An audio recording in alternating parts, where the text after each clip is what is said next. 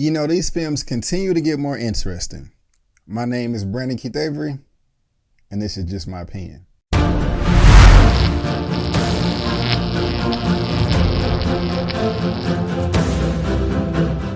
Hey, what's going on, everyone, and welcome back to another episode for Just My Opinion for my movie review for Spiral from the Book of Saw. And if this is your first time finding me and you happen to like the video, please give me that thumbs up and consider subscribing. So when it comes to the Saw franchise, I absolutely love part 1 and 2. I thought both of those films were outstanding. Part 3 I liked a lot. 4 and 5 were like the worst bowel movements from hell. 6 was really good too, and I was surprised by that. And 7 was crap. I didn't like that one. I hated how it ended. I thought it was stupid. And then they had Jigsaw, which I thought was bad, and like a Saw 3D, which I don't even think I saw. So when it comes to this film right here, when I heard that was making another Saw film, it did not pique my interest at all. I was like, please let this franchise just die. I don't want to see any more. But when I found out that Samuel Jackson and Chris Rock were involved and I saw the trailer, that did pique my interest. That is the only reason why I wanted to see this movie. If they were not in this film, I wouldn't want to see this movie at all. And so that's how my anticipation was, my expectations going into this movie. And it's interesting, I just went through the whole franchise talking about which ones I liked and didn't like, etc. And this is being directed by Darren Lynn Bousman, and he directed part 2 and part 3, which I said I love part 2 and I like part 3, but part 4 was horrible. So I don't know what happened with part 4. Maybe another writer came in and just crapped the bed, but you know, at least he did a good job on part 2 and part 3. Now, when it comes to Chris Rock and Samuel L. Jackson, of course, I'm a diehard fan when it comes to Samuel L. Jackson. Every piece of entertainment that this man is a part of, I've been a fan of. I mean, I haven't seen every film that he's been in, but I don't think I've ever been disappointed either. When it comes to Chris Rock, I'm a big fan too. Not just really for his acting, because he's more of a comedian to me and just an entertaining figure. And so he just really doesn't have those acting chops. And to be honest, you know, that showed in this film. He's just not the best actor. Now, I'm not trying to crap on him because he's still entertaining to me. He's funny in real life. He's funny when he does other stuff, and he's funny in this film too. And I really did like his character. You know, he was kind of like a man child, kind of childish at times, you know, doesn't really have that many cares in the world. And it was something that was just really appealing to me, especially at the very beginning of this movie as he's navigating throughout the scenes as a detective. But before I go any further, let me tell you what this thing is all about. Working in the shadow of his father and esteemed police veteran, Samuel L. Jackson, brash detective Ezekiel Zeke Banks, Chris Rock, and his rookie partner, Max Manhella, take charge of a grisly investigation into murders that are eerily reminiscent of the city's gruesome past.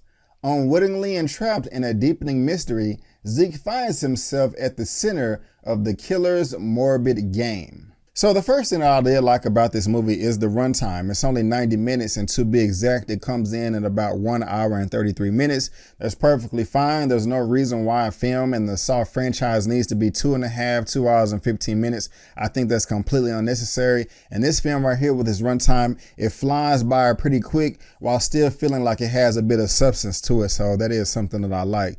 And I also talked about the acting earlier with Chris Rock. Of course, it's not even remotely the goal for this film to try to get in the Oscars. I mean, that's kind of ridiculous. I mean, people are just going into this because they want a mystery, they want some type of horror element, and they want a bunch of, you know, violent, you know, bloody traps and things like that, which we got in all the previous films. And that is something that you get in this film. And one of the main things that I did like about this is it's being described as a crime horror mystery. And I really do love the mystery that is behind this film right here. You mean, you don't know who is pulling all the strings. You don't know who Jigsaw is or if it's a copycat. You're really trying to figure out who is the perpetrator from the very beginning, and it doesn't reveal itself until the very end. And that is what kept me engaged this whole time at the edge of my seat. And I really have to kind of knock the film right here at the very beginning when it comes to Chris Rock's character. When he's conversing with one of his colleagues in the police station, my goodness gracious, it is exposition dump level 9000.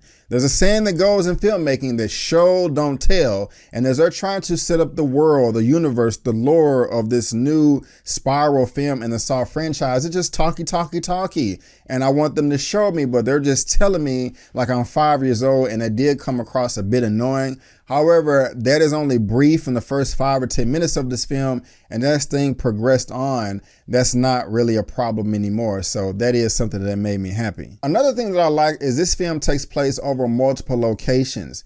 In the past films, from my memory, they were always secluded in either one room or one house or some factory, but this takes place all over the city. So it's a cat and mouse game of going here and there and trying to trick this person to leave this building and go across town and get to the bridge and get to the warehouse and get over here and get over there. And there's just a new element that they included in this. So it's something fresh and something new and doesn't feel stale or something that's came in the past you've seen 1,000 times before. And again, they get really creative with all these saw traps. The person behind all of this, pulling all the strings, like I said before, is really driven. And you can tell that they took a lot of time to set up all of these traps. And that is something I'm going to highlight towards the end of this review. So make sure you stay to the end. And also, you know, you get the blood, you get the gore, and you get all that nasty stuff like that, the carnage. And, you know, that's great. That's one of the reasons why I came into this. And it is cringy. And, you know, this says that this is a horror film too. It's nothing really horror about it. You know, it's just like when people are about to die, you're like, oh my God, oh, it's so painful.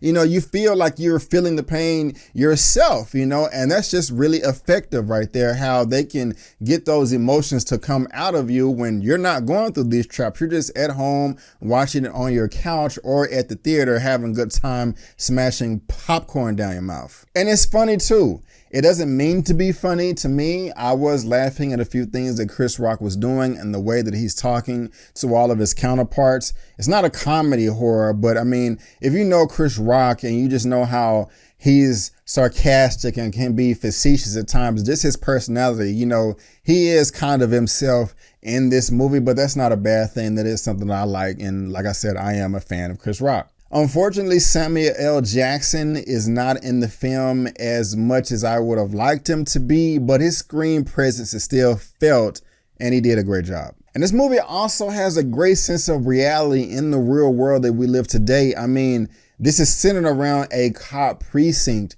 and pretty much all the cops in here are dirty.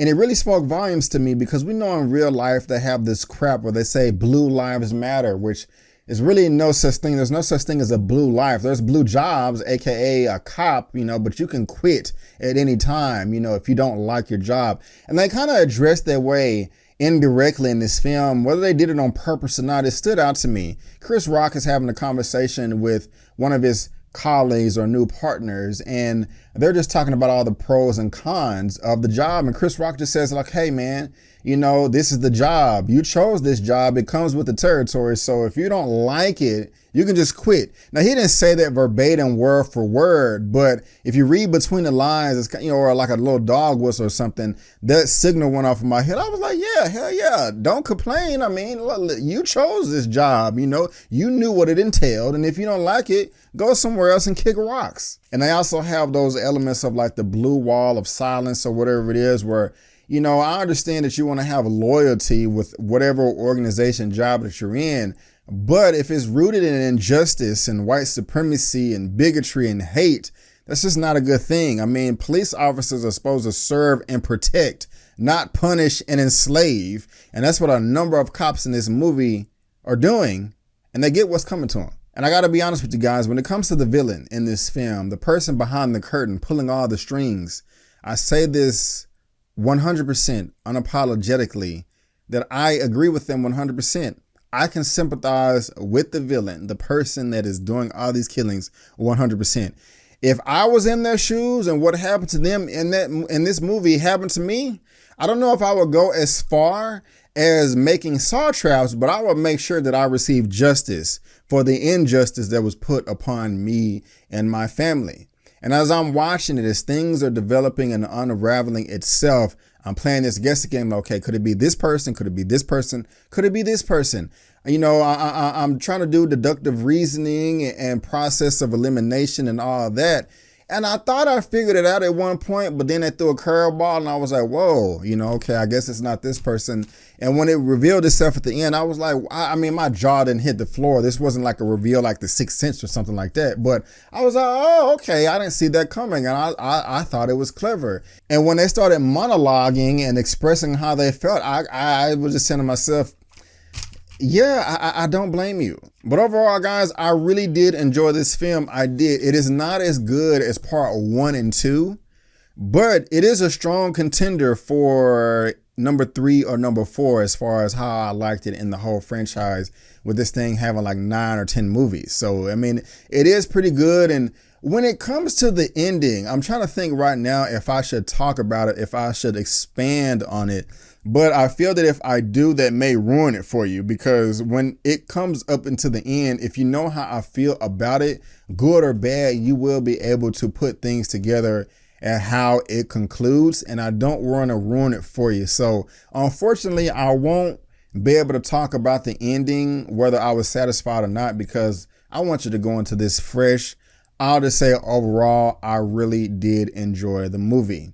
Even though some things were a bit unrealistic, I mean, I'm suspending my disbelief just a little bit. It doesn't stretch too far. But that is just my opinion. And if you want to see the latest episode of my Movie News Roundup show that I host every Sunday, 6:30 p.m. CST, you can click right here. If you want to see my movie review for Without Remorse, you can click right here. And if I end up doing an ending explained full of spoilers for Spiral, the Book of Saw, you can click right here and check that out too.